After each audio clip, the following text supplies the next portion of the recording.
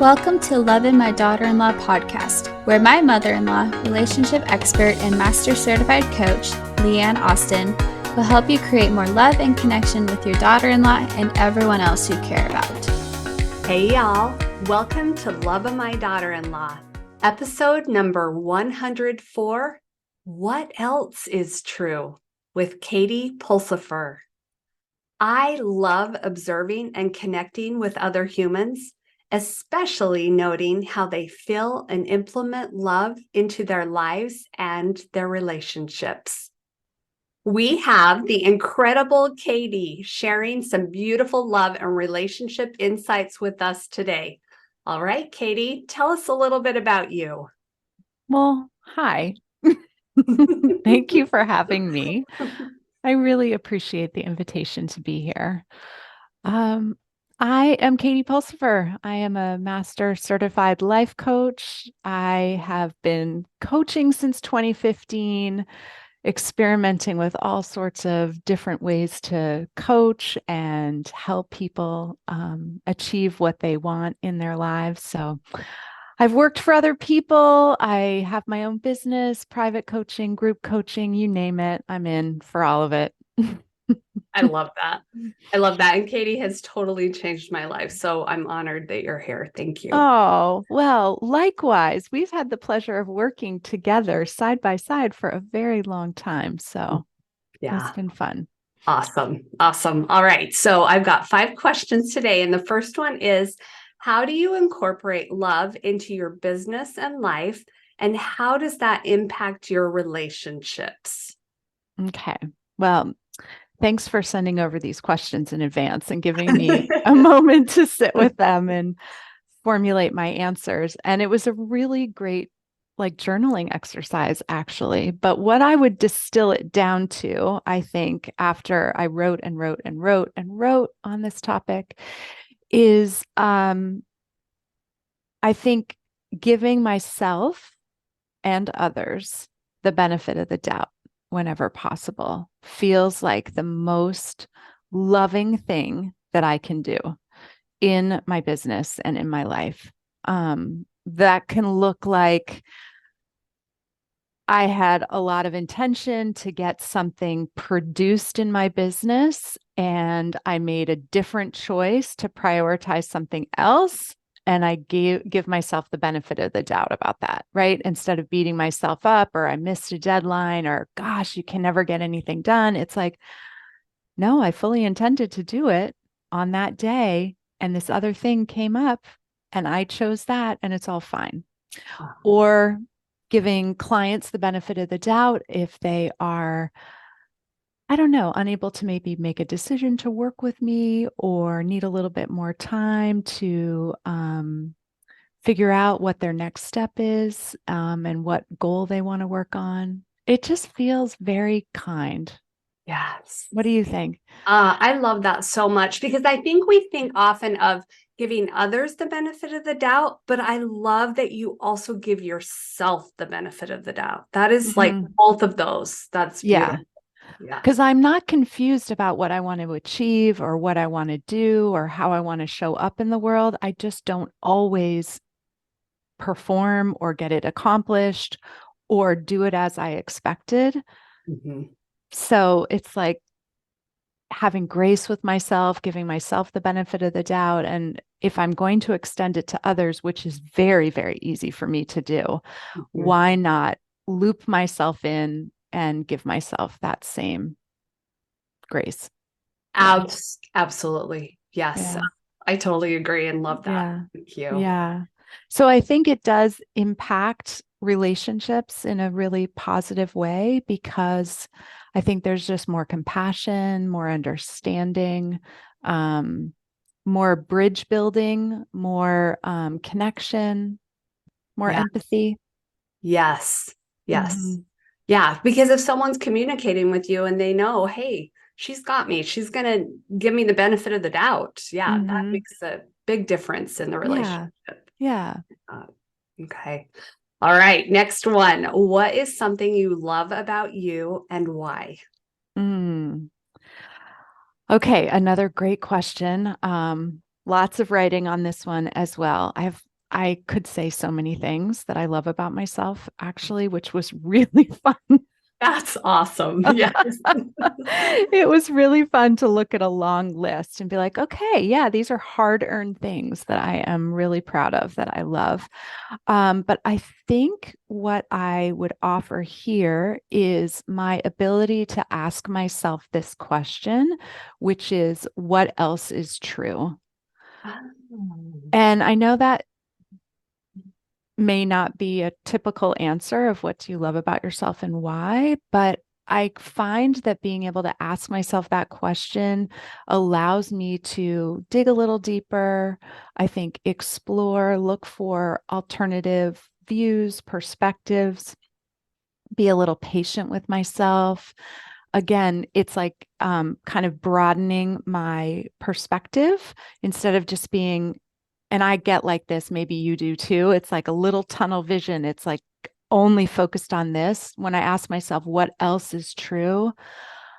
Wow, I can see someone else's perspective. I can understand, wow, this is also happening, and kind of hold all of it instead Mm. of just being focused on the one thing in front of me.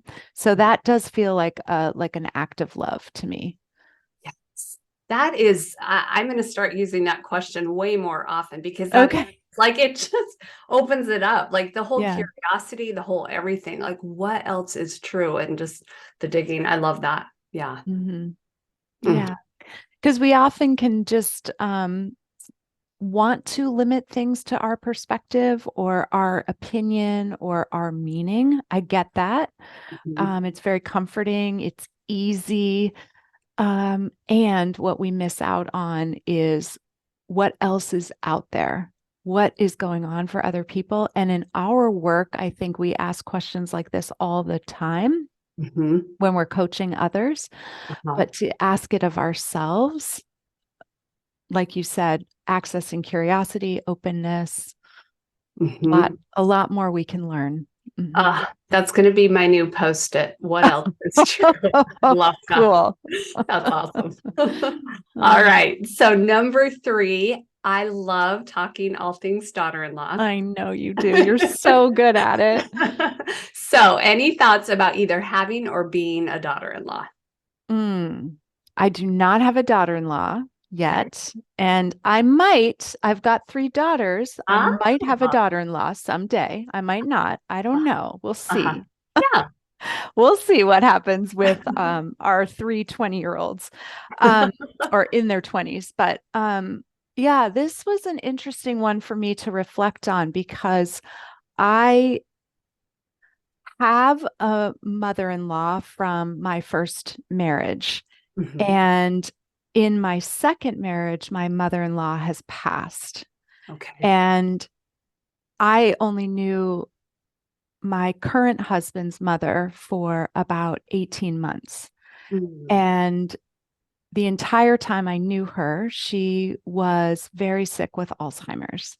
Mhm. So I never really knew her. I knew the version of her that had Alzheimer's. I don't know if she ever knew me, understood me, or so my entire relationship with her is based on what everyone else says about her Okay. and the memory of her Mhm. and the photos of her. And so it's really interesting to reflect on, okay, this is a person that's in my life, my husband's mother. Oh my God, do I love her so much for birthing my husband?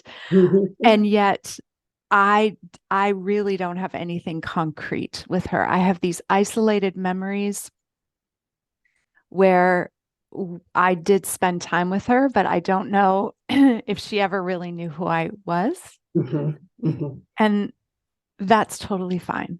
Uh-huh. I'm just I just have the memories, and what's amazing is we share the same birthday. No way. Oh, that's so cool. That's That's so really cool. cool. Yeah. It's so fun to think about that. So I have tremendous love for her. Mhm.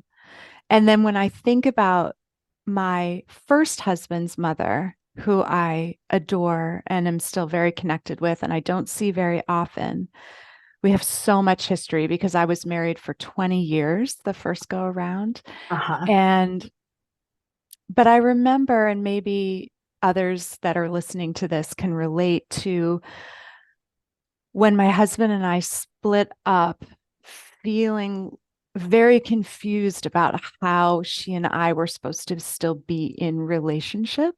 Mm-hmm. And I was so worried about how to do that and that I couldn't turn my love for her off. I wasn't going to deny that it existed, but I also wanted to be incredibly respectful of the transition and the change. And then my first husband remarried, and I wanted to make room for her. I did not want to be in the way. Um, and I remember really grappling with this. Mm. Does this come up for you a lot and when you coach people? Oh, I've heard a little bit, but I love your perspective on it. Yeah. So tell me more. Anything else? That's so Yeah, for sure. So I just during that period of getting divorced and that first relationship ending, I was really concerned. I was concerned about what they thought about me. I was concerned that the love would end. I was concerned that, and I was grieving the loss of that family, yeah. even though I was very clear after all the work my first husband and I did to make our decision about divorcing. And of course, there's a part of me grieving our family also, but I was really grieving the loss of my in-laws. Mm-hmm. And now it's amazing to see that I haven't lost anything. I don't see them. We don't live near each other. Mm-hmm. I think about them all the time. It's like that's my daughter's grandparents. Mm-hmm. I Mm-hmm. am still in relation. And the other thing I did too, and maybe this will be helpful for others that find themselves in the same spot, is I had a conversation with my ex-husband and his beautiful wife and asked them about like, how can I fit in here in a way that is respectful? Wow. Wow. That's amazing. Like, how can I stay connected, but that makes room for his new wife to be whatever she is going to be in that family. And I'll follow your lead. You'll tell me what's okay for you all. Mm. That's so intentional and so beautiful to incorporate everyone into the relationship and not end anything because Mm-hmm. like your mother-in-law is your daughter's grandma and to Mm-hmm. continue that Mm-hmm. Mm-hmm. and to grieve and to continue and all Mm-hmm. so beautiful. Yeah. Yeah. I think the part that was hard in the beginning is like I was gripping too hard on like, I've got to figure this out. I've got to know where I'm going. I got to know what the rules are, which, we do this. It's like if I apply pressure and apply force, I'll be able to figure it out. And often what ends up being the right answer is just like surrendering to we will get there. I'm just going to be with the grief. I'm going to be with the loss. And I'm going to hold the hope that we will all be okay. Mhm. And fast forward many, many years later, I mean, 9, 10 years later, and we are all fine. Thank you so much for sharing that because that's so beautiful how you had basically two mother-in-laws and how you've, dealt with very unique and Mm, situations. That's mm, amazing. mm. Okay. Awesome. All right. So, anything else you'd like to share and where can our audience go to find out more about you? Oh, thank you. Well, I really, really want to thank you for opening up a conversation and having an invitation to just Ah, talk about love. mm, It doesn't get enough time and attention, or it does in kind of a cheesy way. So it was a gift to me to be able ah, to sit with your questions and really think about it. And also, I think to be much more intentional And to also validate, like, am I walking the walk? Am I doing what I say matters to me? And I gave myself a gold star for that. So You totally did. And you totally are walking the walk. I had the privilege of getting to hear Katie speak at a mastermind a few months ago. And she talked about feeling softly. And that was so touching to me. And so, like, I just felt the love. It was just beautiful. So, yeah, it is just, again, an honor to have you here. So, thank you. Oh, thank you. Well, people can find me at katiepulsifercoaching.com. My website has lots of information about me and what I'm up to and how to work with me privately or in group. I'm on all the socials as Katie Pulsifer, and you can also just send me an email and we can start talking. So at katiepulsifer@gmail.com. Perfect. And I'll put those in the show notes as well. So Thank you. Okay, and our last question, what is your favorite question or quote about love, and how have you used it for yourself and in your relationships? Oh my gosh, you should have seen me this week running around my house looking for all my places. So if you could go on a tour with me in my house, one thing I have everywhere is hearts. Everywhere. Crystal hearts, wooden hearts. Like my dad carved me a heart for Valentine's Day. He was a boat builder and he carved me a heart for Valentine's Day every year when I was little. So I have hearts everywhere and it's just amazing. So lots of little love symbols everywhere, lots and lots of books on love. And I was just flipping through and it was like, okay, what is my go-to? And then I realized it's this song. So, The Book of Love by Peter Gabriel. I think he wrote it in 2006. My husband and I had it playing at our wedding when we got married a few years ago. So it's all the lyrics, but I'll read you this if I may. Yes, absolutely. Yes. So this is the essence of what this song is about. So the Book of Love has music in it. In fact, that's where music comes from. Some of it is transcendental and some of it is just really dumb. But I love it when you sing to me and you can sing me anything. So this whole song is about like the bigness and importance of love. And it's also about the mundane and the boring of love. And it's the juxtaposition, it's the tension between the two things, it's the story we've said love is, and it must look like this, and it's gotta, we have all these rules about it. And then what it truly boils down to, it's just the connection between two people. I love that.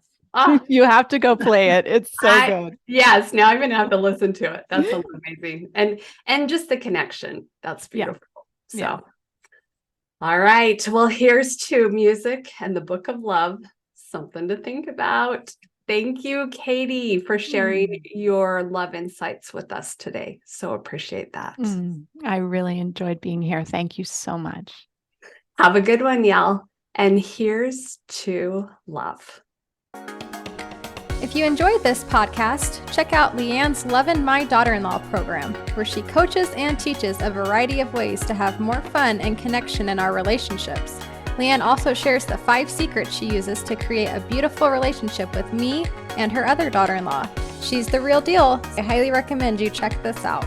And if you want one easy question you can keep in your back pocket and use to increase the love you feel for your daughter-in-law today, go to leanneaustin.com and get the one question.